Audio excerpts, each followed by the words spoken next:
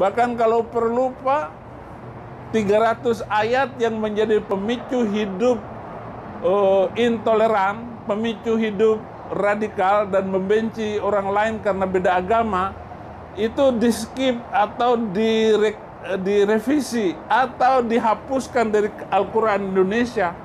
Ini sangat berbahaya sekali. Saya melihat pemerintah Cina itu menghapus Al-Quran, ayat-ayat yang kasar itu dari Al-Quran China, sehingga tidak ada satu bangsa Uighur pun, Muslim Uighur itu yang menjadi teroris di sana. Nah, ini yang menjadi perhatian saya, agar ayat-ayat Al-Quran yang keras itu tidak diajarkan di pesantren ataupun madrasah-madrasah di seluruh Indonesia.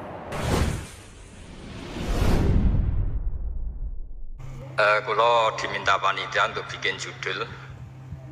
Judul kulo adalah keistimewaan mukjizat Al-Quran. Persane akurat nih kulo betul kerpean, jadi otoritatif. Karena kalau dalam pendapat ulama, kalau seorang mubalek atau seorang ulama atau siapa saja kok ngomong tanpa teks itu, dia tersangka sebagai musyarrek.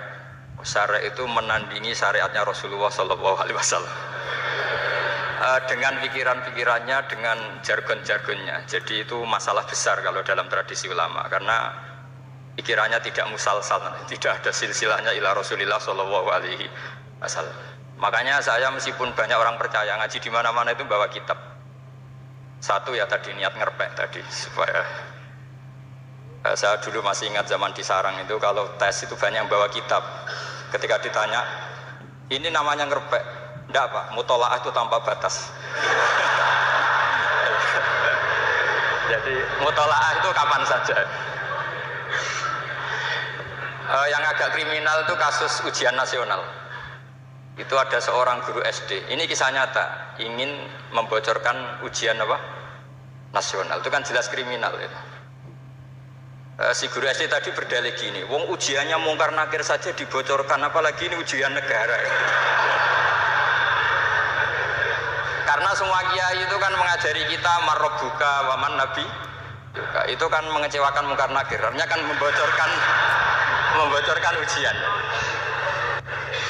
Singkat cerita, kiai tadi itu, guru tadi, kalau nggak percaya tanya Gus Ba. Akhirnya rombongan guru SD tanya ke saya, apa betul Gus ujian boleh dibocorkan? Analoginya kiai-kiai bocorkan ujiannya siapa? Mungkar nakir. Karena saya ya NKRI harga mati, saya bilang tertawa-tawa. Kalau saya jawab nggak kriminal dimarahin polisi. Kalau saya jawab kriminal, analoginya dengan mungkar nakir memang yang membocorkan itu apa? Nggak usah diteruskan, kalau saya bilang boleh nanti jadi kriminal. Dan agama ini adalah analogi itu kias. Sehingga saya di sini insya Allah serius sekali membawa makalah mukjizatnya Quran. Kenapa demikian? Memang saya merasakan dan semua yang hadir di sini pasti merasakan bahwa mukjizatnya Quran itu luar biasa. Sehingga kita satu-satunya umat yang nggak ditunggui Rasul, tapi kualitas iman kita insya Allah menyamai periode-periode sahabatnya Rasulullah SAW. Tapi syaratnya tadi ya, dengan pikiran yang sama, dengan teks yang sama, dengan rasa yang sama, dengan kejiwaan yang sama. Caranya gimana supaya sama? Kita harus terus membaca teks. Teks itu mengingatkan kita. Misalnya begini, yang dikatakan mukjizat itu kan sesuatu dahsyat yang dalam nalar manusia itu nggak mungkin terjadi. Misalnya ontanya Nabi Soleh keluar dari batu besar, itu kan satu peristiwa yang akal manusia tidak sampai. Begitu juga tongkatnya Nabi Musa membelah Laut Merah, yang akal manusia itu tidak sampai. Tapi pikiran itu menurut mazhab kita yang waras, saya ulang lagi, kita yang waras itu pikiran kriminal, itu salah. Saya ulang lagi ya, kita semua kan umatnya Rasulullah SAW. Semoga benar-benar umatnya Nabi, bukan Islam yang kumat. Karena orang Islam itu pilihannya hanya dua, kalau nggak bersatu umat Islam ya Islam yang Kumat. Kumat itu agak gitu, namanya kumat dalam bahasa Jawa. Begini, saya ulang lagi ya. Yang dikatakan mukjizat itu amrun khariqun lil adat. Sesuatu yang luar biasa. Kemudian dalam tanda kutip yang manusia itu tidak mampu. Sehingga itu dikatakan mukjizat, seperti tongkat apa? Tongkatnya Nabi Musa dan untanya Nabi Nuh yang keluar dari batu apa? Besar. Kalau kalian ingin jadi wali, pikiran seperti itu udah akan jadi wali. Gagal itu di KPU gagal. Jadi nggak usah sampai MK, di KPU sudah gagal. Kenapa demikian? Pertanyaannya begini. Memangnya sesuatu yang wajar kita lihat keseharian itu dalam kemampuan manusia? Saya ulang lagi. Memangnya sesuatu yang biasa saja, yang normal saja itu dalam kemampuan manusia? Tidak juga kan? Manusia bisa nggak bikin onta? Yang wajar saja, yang lewat indukan, bisa nggak? Enggak kan? Manusia bisa bikin laut enggak? Enggak kan? Jadi kalau mukjizat itu dengan definisi sesuatu yang manusia tidak mampu, memangnya keseharian alam ini manusia mampu? Enggak juga kan? Nah, karena agama Islam dengan logika itu, Rasulullah SAW menolak mukjizat yang seperti itu. Ya, menolak mukjizat yang seperti itu. Makanya saya bilang pikiran pertama tadi itu kriminal, karena itu ditolak oleh Rasulullah SAW. Karena ya itu tadi, kalau itu dituruti, lama-lama kita tidak tahu kedahsyatan ciptaan Allah keseharian. Makanya ketika Rasulullah diminta laula utiya mislama utiya Musa, ya Muhammad itu punya mukjizat kayak tongkat Nabi Musa. Kasolihi Nuh, kasolihi Soleh, apa karena koti apa? Soleh, sebagaimana untanya Nabi Soleh. Apa jawabnya Allah? Wa ma min dabatin fil ardi wala ta'iri yatiru bi janahihi illa umamun amsalun. Bagian dijawab inna fi khalqis samawati wal ardi wa ikhtilafil laili wan nahar sampai saat terusnya wa tasrifir riyah saat terusnya la ayatil liqaumi yaqilun. Karena logika yang terbangun begini. Dan ini saya ulang lagi, ini syarat utama jadi wali. Ini masih satu poin. Nanti ACC-nya nunggu ketua-ketuanya. Tapi kamu jangan bayangkan wali itu kayak Sunan Kudus Tunda. Jadi kalau kamu jadi wali itu maknanya kullu mukminin waliyullah itu diikhyakan banyak. Setiap mukmin itu walinya.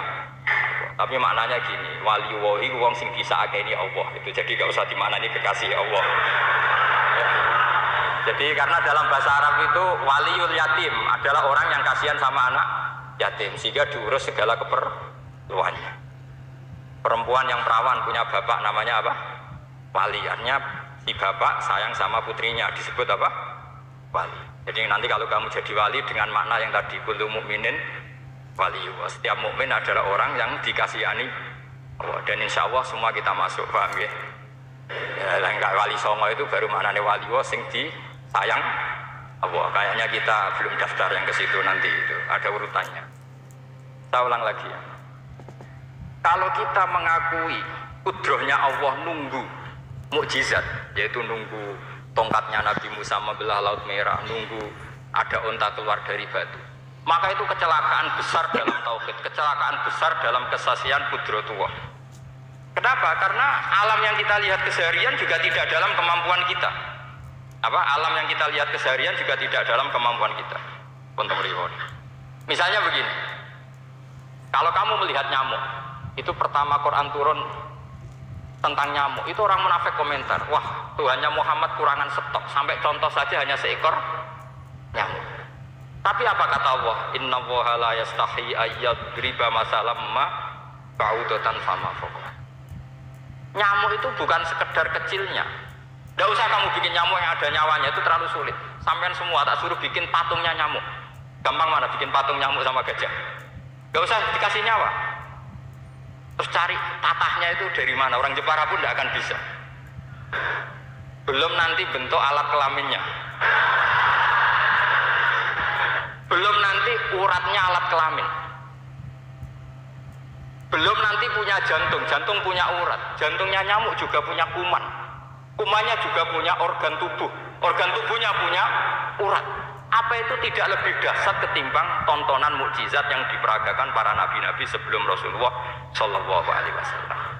Maka sebetulnya ketika Quran saya katakan mukjizat ila yaumil qiyamah adalah pertunjukan Allah bikin nyamuk. Inna woha la yastahi ayyadriba masalam ma ba'ud. Itu bagi orang alim, percontohan nyamuk itu lebih dahsyat ketimbang percontohan mukjizat Nabi Musa membelah laut merah. Juga lebih dahsyat ketimbang pertunjukan Nabi Soleh ketika mengeluarkan unta dari apa?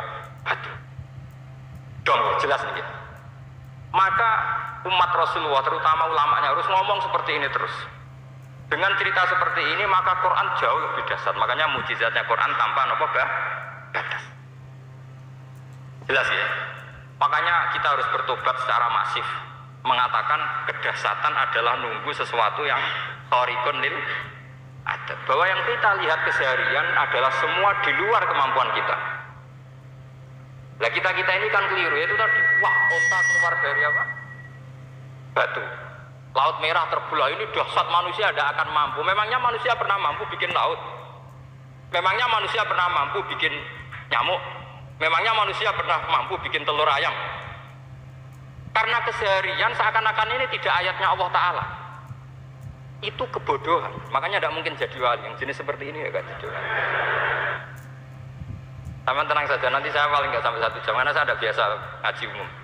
Saya mau itu karena hormati bapak saya. Karena buyut saya itu orang Damaran. Namanya Mbah Hafso. Hafso binti Maksum bin Soleh bin Asnawi Sepuh. Jadi saya ini ya turunan asli orang Kudus. Jadi saya datang tidak dalam rangka hormat jenengan, hormat bapak saya sendiri sebetulnya. Jadi jenengan tidak punya hak adami sama saya, karena saya datang tuh hormat bapak saya. Tapi saya ingin melatih iman yang benar. Saya ulang lagi, saya ingin melatih iman yang benar, karena ini penting. Jika Allah cara menjelaskan iman itu aja inna fi khalqis samawati wal ardi. Kamu lihat saja langit dan bumi. Terusnya sampai waktu lafil laili wan nahar, sampai wal fulkil lati tajri fil bahri, terus sampai wa tasrifir riyah.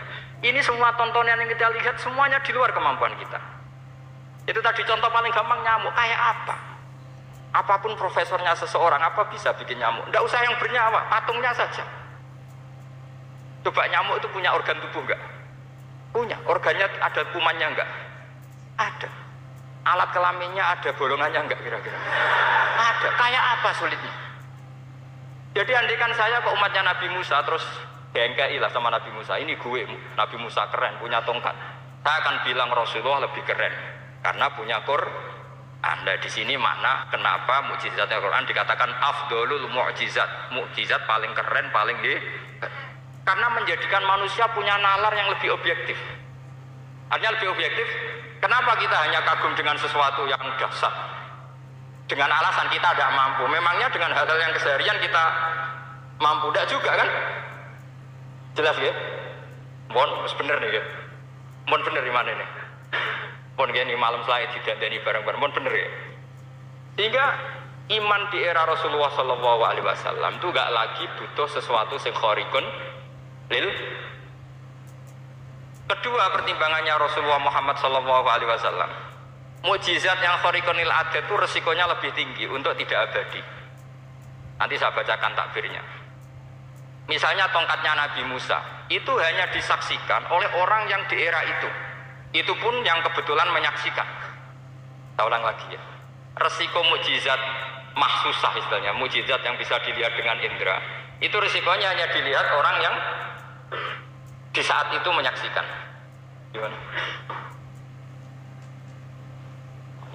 Prosedur gaul nih nggak baci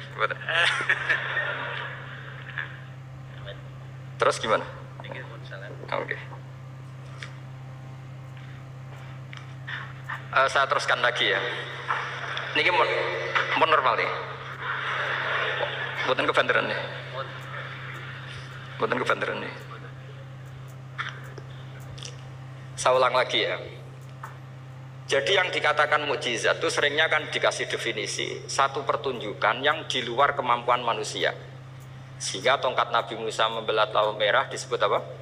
Mukjizat. Kontanya Nabi Soleh keluar dari batu disebut apa? Terus lucunya disebut alasannya karena manusia tidak mampu.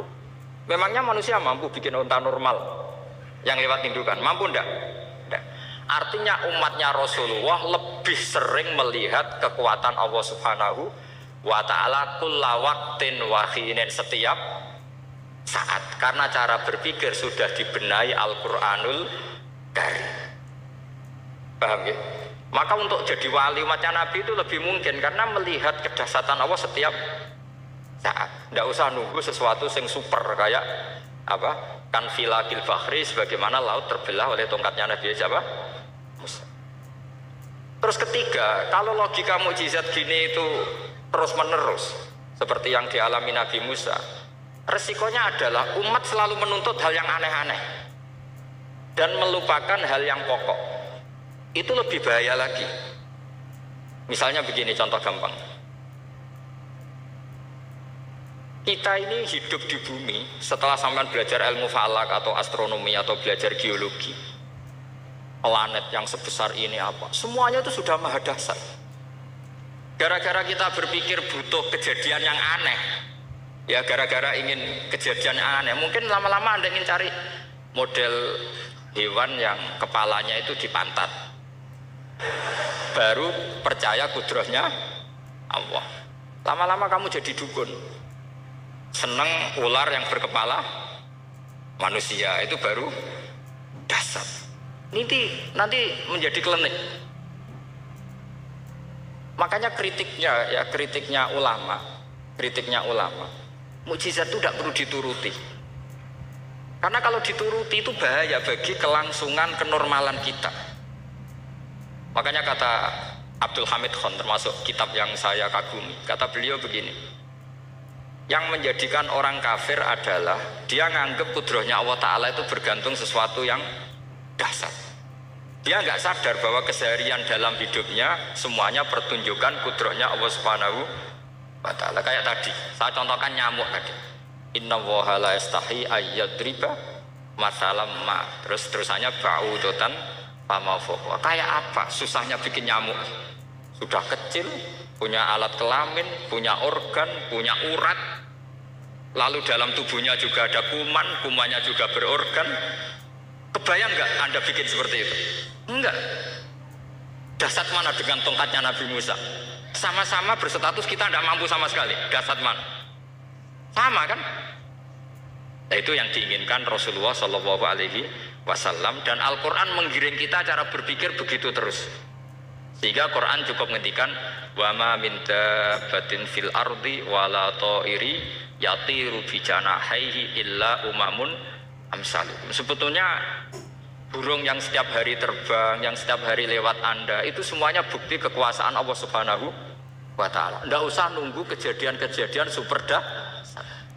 Terus keempat, korbannya para kiai, termasuk saya. Jadi nanti kalau saya tidak bisa haji terbang, wah tidak kiai, tidak bisa terbang. Tidak bisa kayak Harry and Potter misalnya gitu, tidak bisa kayak Harry. Jadi nanti kiai juga dituntut gitu, bisa terbang kayak Aladin. Jadi nanti repot. Semua kebenaran agama bergantung pimpinannya ini punya kedahsyatan-kedahsyatan itu. Akhirnya celakanya apa? Ada orang yang pura-pura dahsyat tapi penipu, kayak kasusnya Dimas Kanjeng. Oh nggih. Betul apa sih penting ini lancar mon. Nggih nggih.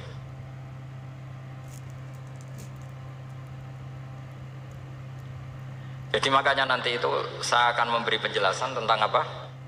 Mukjizatnya Al-Qur'an, kenapa disebut mukjizat paling apa dahsyat. Ini saya bacakan teks pokoknya ya supaya sampean tahu. Ini tabaruk sama Imam Bukhari ya.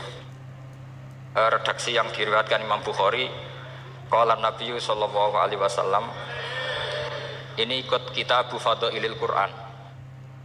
Ma minal anbiya nabiyyun illa u'tiya minal ayat ma misluhu amana alaihil bashar. Wa inna ma kana alladhi utituhu wahyan awhahu wa ilayya fa arju an akuna aktsarahum tabi'an yaumal qiyamah. Jadi semua nabi punya mukjizat, yang lewat mukjizat itu orang dipaksa iman karena dahsyat tadi. Saking dahsyatnya terus cocok tidak cocok itu percaya. Tapi kata Rasulullah, mukjizat saya itu berupa wahyu, yaitu Al-Quran, dan saya berharap dengan mukjizat itu saya adalah nabi paling banyak pengaruhnya yaumal qiyamah. Maknanya paling banyak orang yang iman. Di sini dikomentari oleh sarehnya ya, oleh penyarahnya yaitu Ibnu Hajar Al-Asqalani. Ya saya baca Arabnya saja. Sama harus pura-pura paham jadi keren. Jangan minta saya terjemah nanti harus pura-pura paham. bagus kok. Mantas sabah bi qaumin fahuwa minhum. Jadi bergaya orang kaya ya dikira apa? Kaya. Bergaya ulama ya dikira apa? Ulama. Nanti bergaya wali juga dikira wali. Saya baca ya, ini luar biasa menurut saya. Al makna annal mu'jizati al madiyata kanat khissiyatan tusyahadu bil absor kana qoti soleh wa aso Musa wa mu'jizatul Qur'ani tusyahadu bil basirah.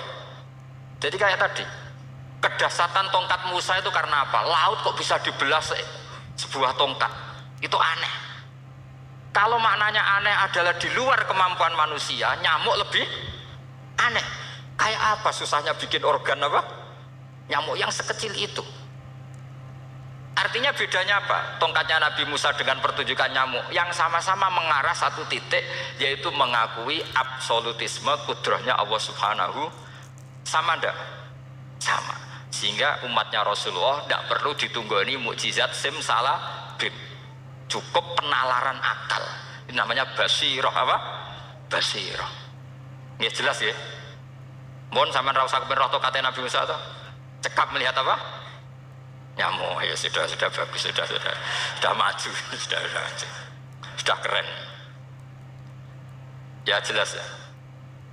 Li'annal ladzi yushahadu bi ainir ra'si yang qaridu binkiradi musyahidihi walladzi yushahadu bi ainil aqli baqin yushahiduhu kullu man jaa ba'dal awwali mustamirron. Sesuatu yang dipertontonkan lewat sesuatu yang fisik kayak tongkat Nabi Musa, itu yang percaya langsung tentu yang melihat. Setelah itu ada yang percaya, ada yang enggak. Bisa saja itu hoax, bisa saja macam-macam. Tentu yang nggak percaya tentu salah ya, kita sepakat. Tapi tetap saja yang nggak menyaksikan itu bisa saja nggak percaya, paham ya? Tapi logika kedahsyatan nyamuk, siapapun yang punya nalar percaya. Artinya giringan Al-Quran untuk melihat mukjizat itu kedahsyatan Allah bikin nyamuk itu abadi ila yaumil kiamah. Dan siapapun yang waras akan ikrar dan tetap menyaksikan, karena insya Allah ada nyamuk terus ila yaumil kiamah. Itu kan teman tidur kita, Pak. Makanya kamu kompromi dengan nyamuk. Sekali-kali jangan dicaplek. Ini ayatnya Allah. Ya bila perlu dicium, dielus-elus gitu. Karena saya yakin yang hadir di sini andekan melihat tongkatnya Nabi Musa kira-kira dilus-elus enggak? Kira-kira. Andekan loh, kamu punya kesempatan melihat tongkatnya Nabi Musa, gimana? Dilus-elus, dikai mori. Dikai kembang 7 taman ya gitu. Tapi kenapa nyamuk tidak kamu begitukan? Toh sama-sama ini ayatnya Allah yang luar biasa. Makanya ini ngaji di sini saya ulang lagi, sama tidak perlu merasa punya hak adami sama saya, karena saya memang buyut saya kandung itu orang Gamaran, namanya Mbah Hafsah.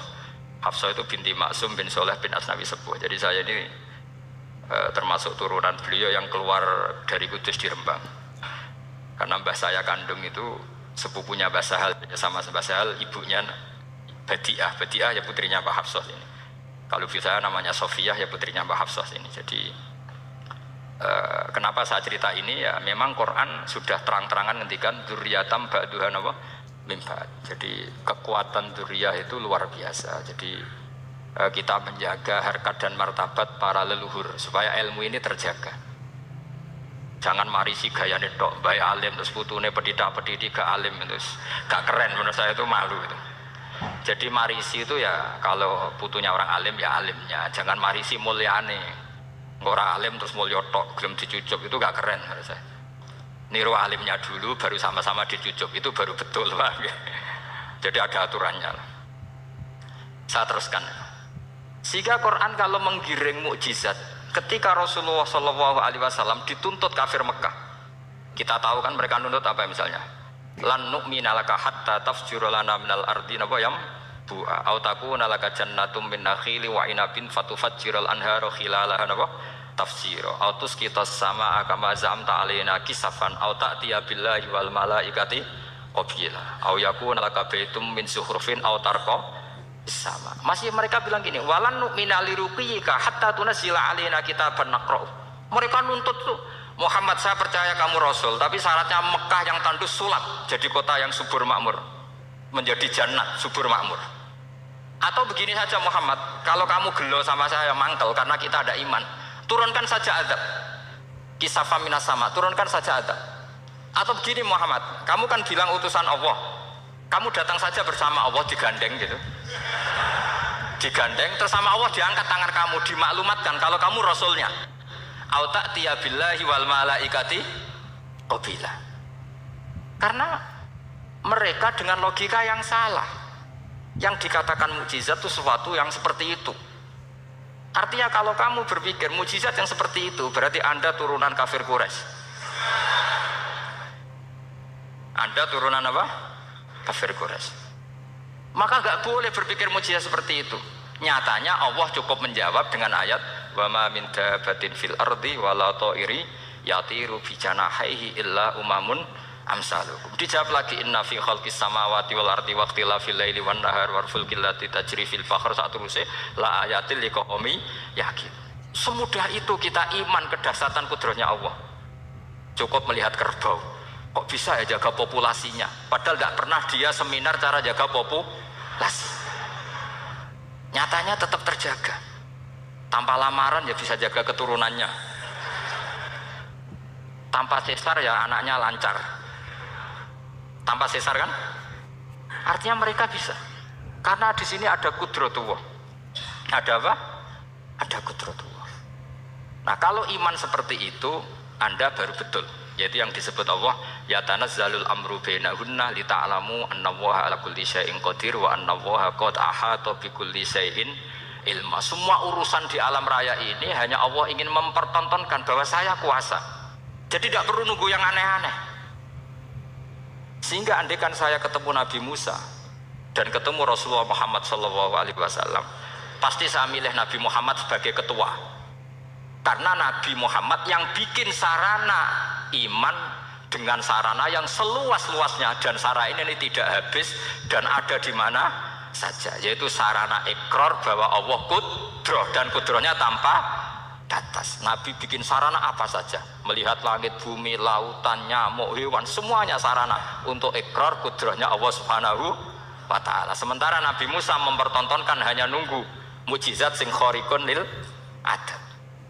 Bang, ya, makanya wajar kalau Nabi bergelar Afdolul Ambiya Sayyidul Awalin wal Akhir, karena memang lebih efektif cara menggiring supaya orang iman. Sekarang sudah tahu kenapa Nabi jadi Sayyidul Awalin wal Akhir? Sudah. Mungkin kemarin-kemarin tahu tapi gak tahu logikanya. Pokok iman. Selewat ke musola ngaji iman. Itu iman yang kurang betul itu, karena tanpa nadur. Itu namanya taklid yang statusnya mukhtalaf alaih, masih disidangkan di MK, paham ya? Iman. Jadi iman taklid itu iman yang masih disidangkan oleh para ulama. Ada hakim yang bilang sah, ada hakim bilang tidak sah. Tanya anak-anak Qudsiyah. Imanul muqallid itu mukhtalaf alaih apa mujma' alaih? Mukhtalaf alaih. Kalau imanu ahli nazar mujma' alaih. Insyaallah barokahnya ngaji ini semuanya min ahli nazar, apa? Min ahlin, jangan amin sudah jadi, ini sudah jadi. Kalau amin kan masih berdoa, bisa makbul bisa ndak boleh iman kok. Ayo iman kepada Allah dan Rasul, amin, ndak boleh. Sesuatu yang pasti ndak boleh diamini, itu kan jadi kacau nanti. Harus bilang apa? Sami'na wa ta'na. Nanti lama-lama kamu disuruh Allah, ayo sholat, amin. Ndak boleh. Jadi amin itu ada aturannya. Tapi bukan berarti saya nyalahkan jenengan, enggak. Ya memang salah gitu. Jadi enggak usah disayang, memang statusnya salah. Ya saya ulang lagi ya. Berarti Rasulullah adalah Rasul yang sukses membuat sarana orang kembali ke Allah, mengakui kudrohnya Allah dengan sarana apa saja. Melihat rumput, melihat hewan, dan hewan itu ya apa saja. Dabah itu apa saja. Hewan yang melata di bumi apa saja, semua bukti kudrohnya Allah. Bahkan Rasulullah sukses membiarkan umatnya nggak ditunggui beliau tetap iman. Mergo ditunggui konsep sing super, gini kok Al-Quranul Karim. Jelas ya? Tapi caranya memahami ya seperti yang saya terangkan ini. Ya saya baca lagi ya. Jadi annal mu'jizati, pakai jama' mu'annas salim, annal mu'jizati al-madiyatah, mukjizat-mukjizat yang sudah kelewat itu kanat khisiatan, bersifat fisik, tusyahadu bil absor, hanya bisa dilihat dengan mata kepala, karena qoti soleh wa aso Musa, wa mu'jizatul qur'ani tusyahadu bil basirah.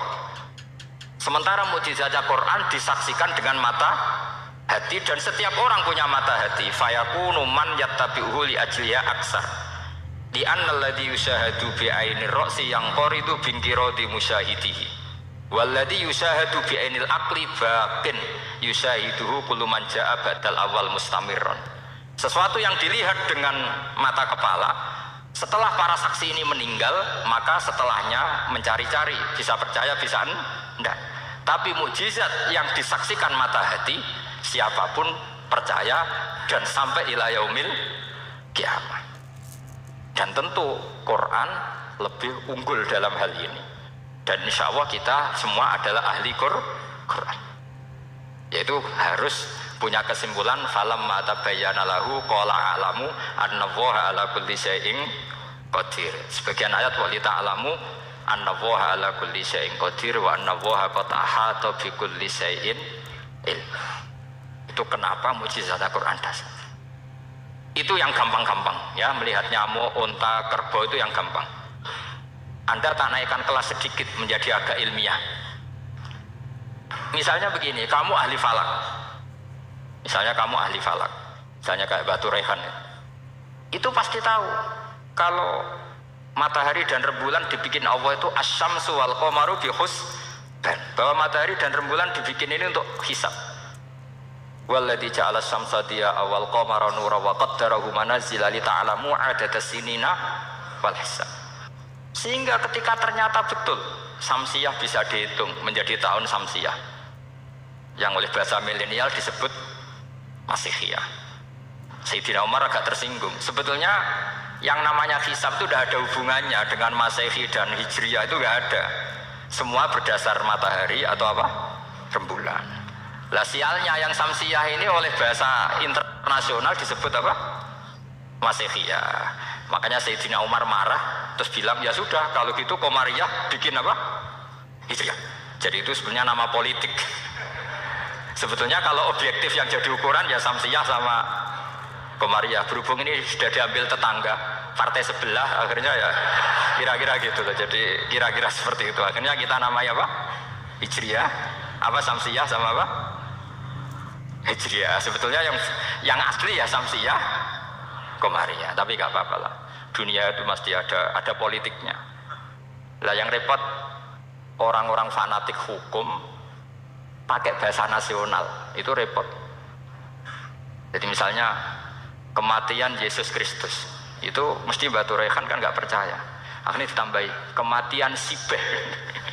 Karena kalau bilang iya kan percaya, makanya ditambahi apa? Sibeh. Karena menurut orang Islam berkeyakinan Nabi Isa itu nggak terbunuh, maka ditambahi apa? Sibeh. Saya dulu pernah usul, karena beliau itu kalau manggil bahasa itu bude, jadi saya pernah sowan usul. Mbok ditulis gini saja, Mbak. Kematian Yesus dalam kurung katanya. Tapi mungkin terlalu vulgar ya, jadi akhirnya dibikin apa? Sibeh. Di kalender Kudus kan apa? Sibeh ya, ditambahi Sibeh. Ya nggak apa-apa lah, yang penting keyakinannya masih benar gitu. Jadi masih benar. Kalau usulan saya terlalu ekstrim, masa dikasih apa? Ya karena memang begitu kan, kita berkeyakinan Nabi Isa itu gak terbunuh. Wa ma qataluhu wa ma sholabuhu walakin syubbihalahu. Jadi ini saya teruskan ya. Ini paling masih seperempat jam ini. Kalau kelamaan sampean dolim itu ganggu kiai lama-lama gitu. Saya tadi sudah bilang sama panitia, orang Indonesia itu gak sopan. Kalau suka kiai itu didatangkan. Itu agak masalah sebetulnya. Dalam etika itu masalah. Kalau seneng kiai ya sowan ngaji. Jangan sowan di dalam, itu ganggu ya, sowan ngaji saja. Dulu Imam Malik itu anaknya raja itu. Imam Malik itu seangkatan dengan Harun ar-Rasyid. Makanya jangan berharap kalau saya gampang diundang. Bukan karena saya sombong, memang etikanya seperti itu. Jadi Imam Malik diminta datang ke istana untuk ngajar anak-anaknya Harun apa? Ar-Rasyid. Masyhur Imam Malik tersinggung terus kata bang, al ilmu yu'ta la ya'ti. Ilmu itu disowani bukan sowan. Akhirnya Harun Ar-Rasyid minta anak-anaknya datang ngaji ke Imam Malik. Itu anak presiden. Imam Malik berani, al ilmu yu'ta la ya'ti. Tapi kalian beruntung karena saya hormat sama bapak saya di sini. Makom buyut saya itu ya berarti apa ya? Selatannya makamnya saya Ja'far Shadiq itu di situ kan ada makamnya Mbah Soleh, Mbah Maksum, itu mbah saya. Nah, makanya dulu saya ngaji di sini lama di Damaran itu. Masnya lama itu ya mungkin setahun. Karena saya memang mulai kecil di Sarang, sampai sekarang saya masih ngajar di Sarang. Tapi dulu cukup ya, karena saya kesini sudah hafal Quran, jadi hanya setor setiap hari satu juz, jadi cepet lah. Saya tidak punya masalah ingatan, alhamdulillah, jadi cepet hafal. Saya terangkan lagi ya, ini penting ya, masalah mukjizatnya Quran. Selama ini orang tuh mau bilang tok, mukjizatnya Quran itu dahsyat, tapi nggak bisa menerangkan. Itu masalah. Makanya kita harus bisa menerangkan mukjizatnya Al-Quran dahsyat itu apanya. Itu tadi, tongkatnya Nabi Musa hanya disaksikan oleh orang yang di era itu. Toh tujuannya mukjizat adalah diakui kemudian orang menjadi iman. Lalu Rasulullah SAW beliau sudah intaqala ila rafiqil a'la.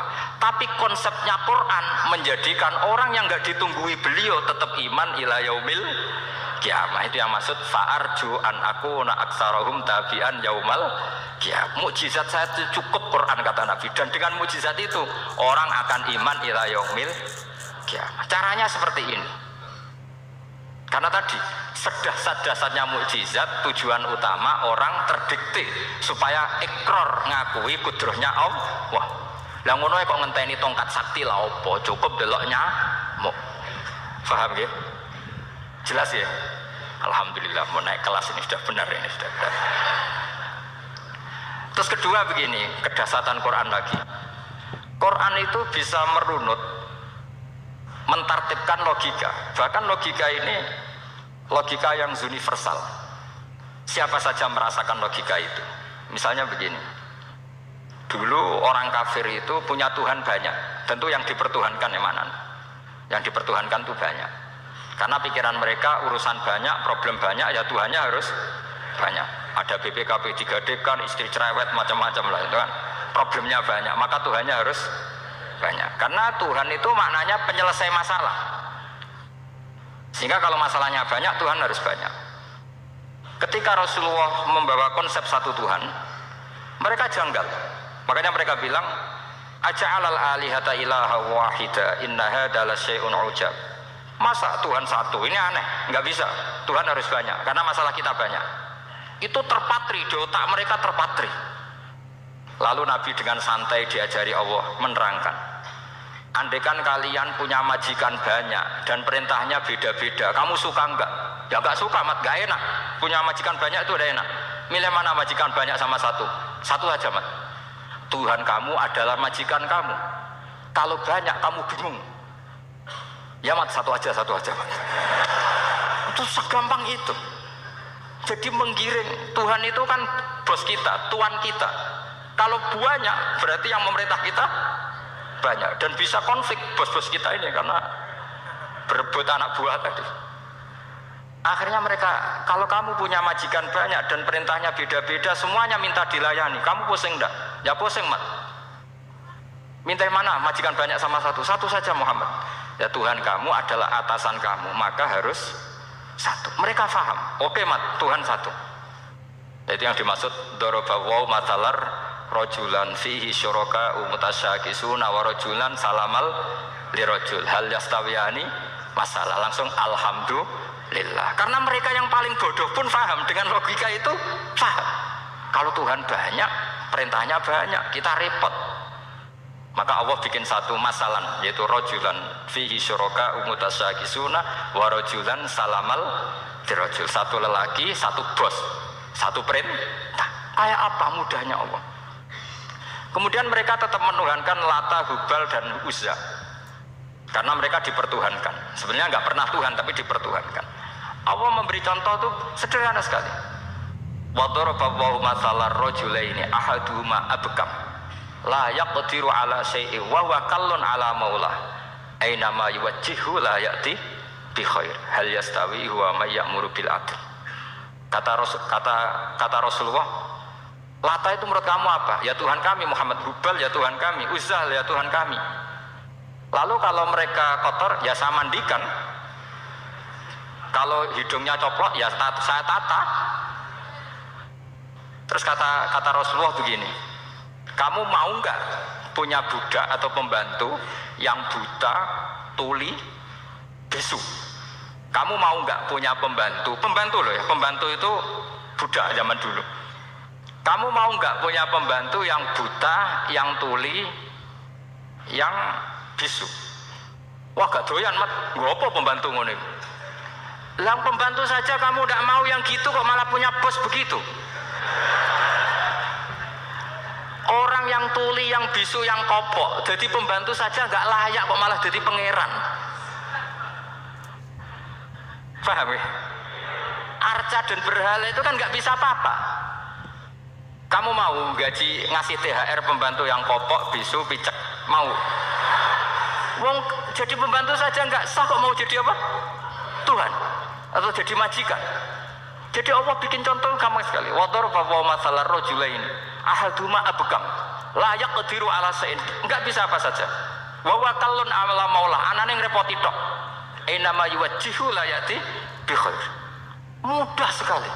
Akhirnya mereka berbondong-bondong iman karena logikanya ditata oleh logika Al-Qur'an. Makanya agama ini sebenarnya nggak pernah datang dengan kekerasan, itu nggak pernah. Bil hujjah, dengan argumentasi, itu disebut qul falillahil hujjatul balighah. Nah sekarang orang rapati soal argumentasi, senengane neror. Nah, itu rapati ngaji. Sebenarnya agama ini mudah. Ad-dinu yusrun, agama ini mudah, logikanya gampang. Untuk tidak menuhankan Yesus atau Isa, Quran juga datang dengan penjelasan yang nggak jelimet, yang gampang saja. Kata Allah, mal masihu ibnu maryam illa rasul qad khalas min qablihir rusul wa ummuhu siddiqah kana yakulanit. Paham? Kok arani pangeran piye? Nek mangan ya lesu. Kamu kebayang enggak misalnya punya Tuhan terus mbok gratisi pas marung. Terus kamu bangga, alhamdulillah tadi habis ngratisi Tuhan. Tadi kelihatannya kelaparan, tak gratisi, senangnya bukan main. Kamu mau punya Tuhan yang seperti itu? Mau?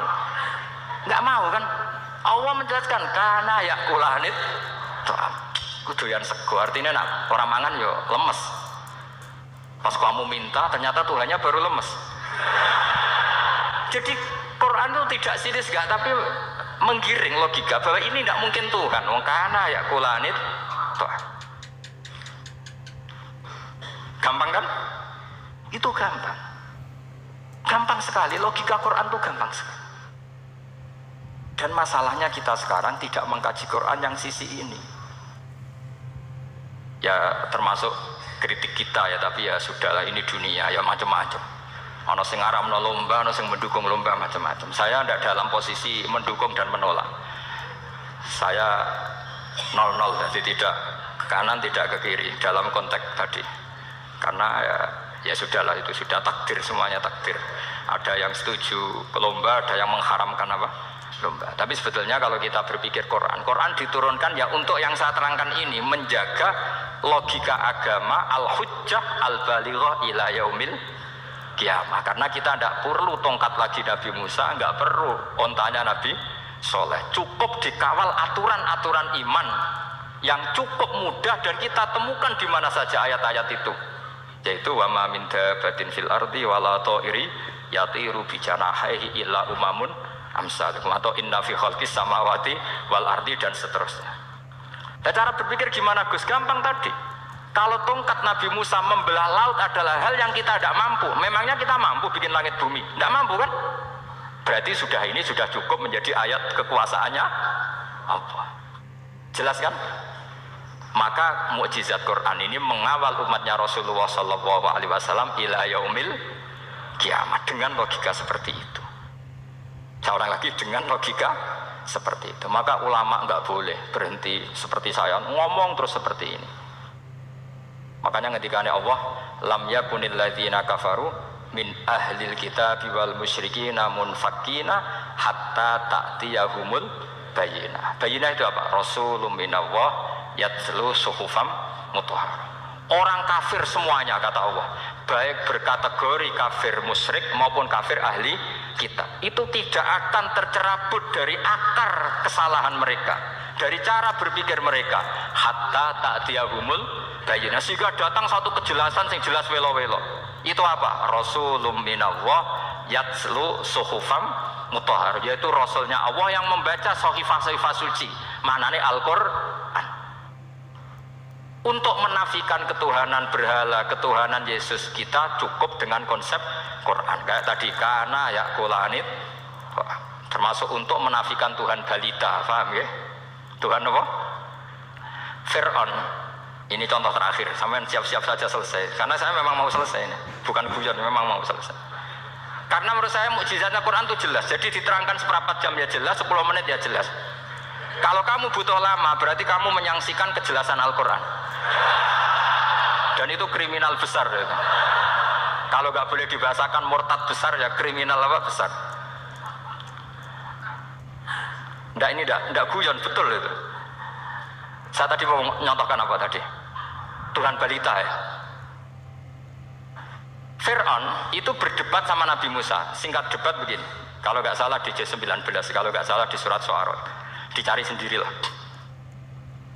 Pertama ditanya gini, Musa, kamu kesini ada apa? Ya bawa konsep Tuhan, yang jelas itu tidak kamu ya. Lalu Tuhan kamu siapa? Rabbus samawati wal ardi, yang menuhani langit dan bumi. Si Fir'aun masih berkelit. Begini, soal yang di bumi, saya jalan-jalan kemana-mana, setahu saya yang jadi Tuhan saya. Ma'alim tulakum min ilahin apa? Ghairi, di mana-mana yang dituhankan saya. Soal kemungkinan di langit begini, tunggu saya. Terus di Haman dipanggil, ya Haman ibnili sorqal ali abluhul asbab as-samawati fa'attali'a ila ilahi Musa. Haman, bikinkan saya piramida yang tinggi. Saya mau lihat Tuhannya Musa, apa betul ada? Padahal andaikan terjadi piramida kan Tuhan pun nggak bisa dilihat. Wong sampean yang wali saja tidak bisa melihat. Wali tadi yang sing disakeni Allah tadi itu aja nggak bisa melihat. Apalagi Fir'aun. Akhirnya Nabi Musa sadar bahwa logika itu tidak masuk ke Fir'aun, nggak masuk. Padahal ada pengawalnya banyak. Dan karena semua Nabi fatona, itu ibarat mobil ganti gigi, ganti argumentasi. Gini saja, yang menuhani leluhur kamu, mbah-mbah kamu, itu sontak kaget Fir'aun. Pengawalnya ya kaget. Oh iya, kalau Fir'aun ini Tuhan, mbah-mbahnya tanpa Tuhan. Kan Tuhannya datang terlambat. Berarti mbah-mbahnya dulu itu tanpa Tuhan, karena ini ada Tuhan balita itu. Akhirnya hampir separuh, mungkin hampir semua pengawalnya Fir'aun itu iman semua. Meskipun yaktumu imanahu, ini yang diceritakan kan, wa qala rajulun mu'minun min ali fir'auna yaktumu imana. Karena runtuh semua logika Fir'aun sebagai Tuhan itu runtuh. Hanya dengan logika kalau kamu Tuhan, lalu mbah kamu Tuhannya siapa? Fir'aun mantul. Wah bahaya logika Musa, tangkap Musa, gak debat lagi. Kayak apa mudahnya logika Quran untuk menafikan ketidaktuhanan Fir'aun. Yaitu mengatakan Rabbukum wa Rabbu abaikumul awwalin. Karena dikatakan Tuhan langit, Fir'aun masih berkelit. Nanti dulu saya mau bikin piramida, mau saya lihat ada enggak Tuhan kamu. Nabi Musa langsung ganti gigi, yang nuhani mbah-mbah kamu. Orang kan masih pikir, ini kalau Tuhan betul, lalu orang-orang dulu Tuhannya siapa? Kan Tuhannya datang terlambat. Nah itu lagi-lagi, dan kita baca Quran itu ila yaumil kiamah. Makanya tidak ada umatnya Rasulullah SAW kemudian imannya itu ada syak, nggak ada sama sekali. Karena dzalikal kitabu la raiba fihi mir rabbil alamin. Ya, mohon cekap ya. Mumpun gampang itu. Masalah sama kalau masalah. Jadi karena kebenaran Quran itu adhar wa adhar, sangat jelas. Sehingga nggak perlu butuh orasinya saya Sebenarnya nggak perlu. Saya yakin, sampean sebelum saya terangkan ya sudah iman, sudah betul. Ini kan akal-akalan saja saya dimanfaatkan. Ya. Karena ya menurut saya itu ya sudah adharu min samsi dhoiro kalau dalam bahasa Arab. Kebenaran sejati itu lebih jelas ketimbang matahari di siang hari. Karena ya tadi logika. Ya saya tambah satu contoh lagi, semoga ini selesai betul. Kemudian Quran misalnya gini, sampai tak bedai, kamu bisa melihat itu karena apa? Ini misalnya apa? Kertas yang saya bawa ini kan kuning. Kamu bisa melihat itu karena apa? Mata kan? Nah, itu masalah. Karena melihat kamu dengan mata, sekali ini tak tutupi, kamu tidak tahu. Atau kamu jauh menjadi tidak tahu. Karena mata bisa terhalangi oleh jauh atau tertutupi. Beda dengan Allah. Allah itu kalau merumuskan tahu itu bukan karena melihat, karena menciptakan. Makanya Allah bilang ala ya'lamu man khalaqa. Apakah tidak tahu orang yang membuat? Misalnya ini, kertas ini kuning. Sama saya tak tutup begini. Kemudian kitab ini tak tinggal, saya datang ke Jakarta. Saya tetap tahu nggak kalau dalam ini ada kertas kuning? Tahu, karena saya yang menciptakan. Paham ya?